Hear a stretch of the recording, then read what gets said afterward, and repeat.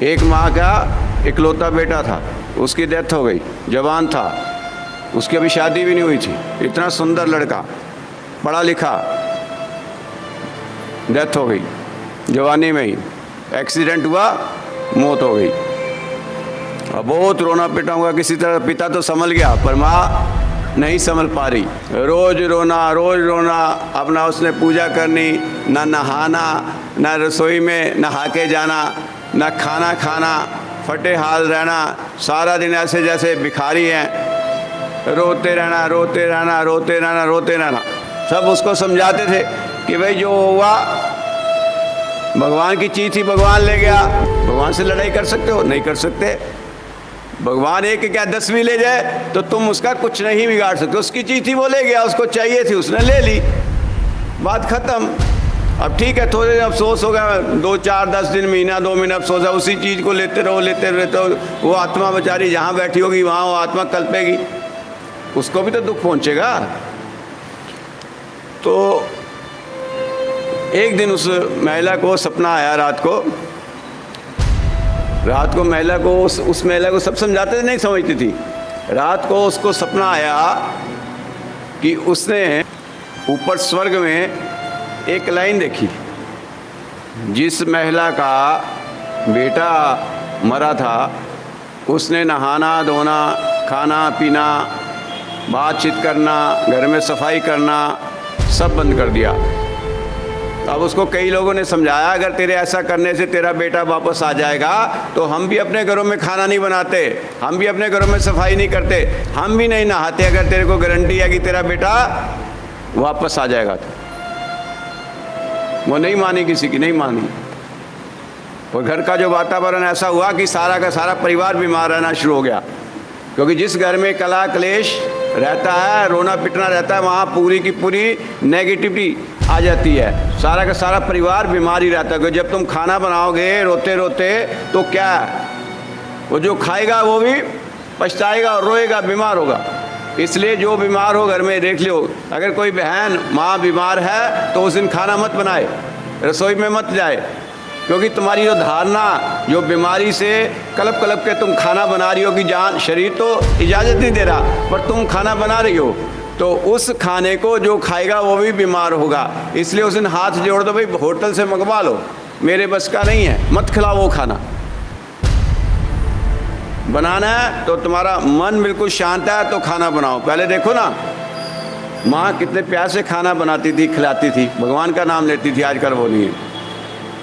तो वो किसी की भी बात नहीं मानी, औरत अपनी जिद पे अड़ी रही, रोना पिटना। एक दिन रात को उसको सपना आया, सपने में देखती है स्वर्ग में वहाँ पर लाइन लगी हुई है, सोने के थाल लेके, गिलास लेके, कटोरी लेके, लोग एक जगह लाइन में लगे हैं खाने के लिए। सुंदर सुंदर कपड़े पहने हुए हैं, सुंदर सुंदर मुकुट पहने हुए हैं, पर एक फटे हाल, एक लड़का फटे हाल अलग लाइन में खड़ा हुआ, उसके पीछे ना आगे कोई नहीं हो, अकेला खड़ा, टूटी सी थाली ली है, फटे से कपड़े पहने हैं, चेहरा उसका मुरझाया हुआ, उसके कोई मुकुट नहीं, कुछ नहीं। अब उसने वहाँ के लोगों से पूछा कि ये लड़का कौन है? मतलब सारे के सारे स्वर्ग में ये तो सोने की थाल और मुकुट पहन के घूम रहे हैं, पर ये लड़का कौन है? कहते ये वो लड़का है जिसकी माँ सारा दिन धरती पे रोती रहती है। जब दो रोती रहती है वो विचार यहाँ पर आते हैं, यहाँ विचार आते हैं, तो अब इसको ना मुकुट मिलता है, ना खाना बढ़िया मिलता है, इसके लिए खाना भी अलग बनता है। ये जो लाइन लगी है इसमें राजभोग मिलता है, और ये लाइन ऐसे लोगों के लिए लगती है कि जो यहाँ पर दुखी, वहाँ से धरती से उनको दुख आता है, यहाँ वो दुखी रहते हैं, तो इनका भी मन कुछ खाने को नहीं करता, नहाने को नहीं करता, कपड़े पहनने को नहीं करता, सब इनके लिए तैयार है, इसके लिए सब रखा हुआ है। पर ये वहाँ से धारणा आती है, ये यहाँ पर वो काम नहीं करता, जैसे इसकी माँ कर रही है ऐसे इसका यहाँ पर हाल है। अब वो जब सुबह उठी तो उसको रोई नहीं, वो रोई नहीं। सुबह नहाई, नहा के मंदिर गई, मंदिर आगे खाना बनाया, जो बच्चे को पसंद था वो खाना बनाया।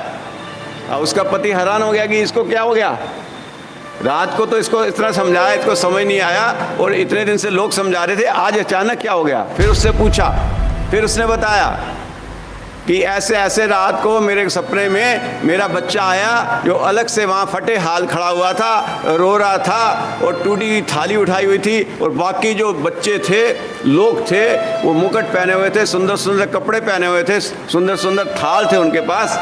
तो फिर मुझे वहाँ के व्यक्ति ने बताया कि इसकी माँ वहाँ पर धरती पे ये कर रही है, इसलिए इसका ये यहाँ पर हाल है।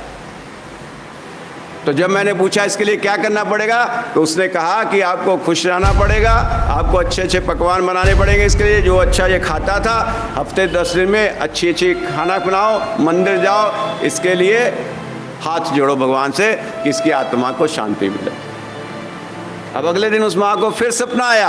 अब सपने में उसने देखा कि उसका बेटा सबसे आगे लाइन में लगा हुआ, इतना सुंदर उसका चेहरा चमक रहा है, मुकुट उसने पहना हुआ है, अच्छे अच्छे वस्त्र पहने हुए हैं, सोने की थाल है, सोने का गिलास है और सोने की कटोरी है, और सबसे आगे उसका बेटा लगा हुआ है।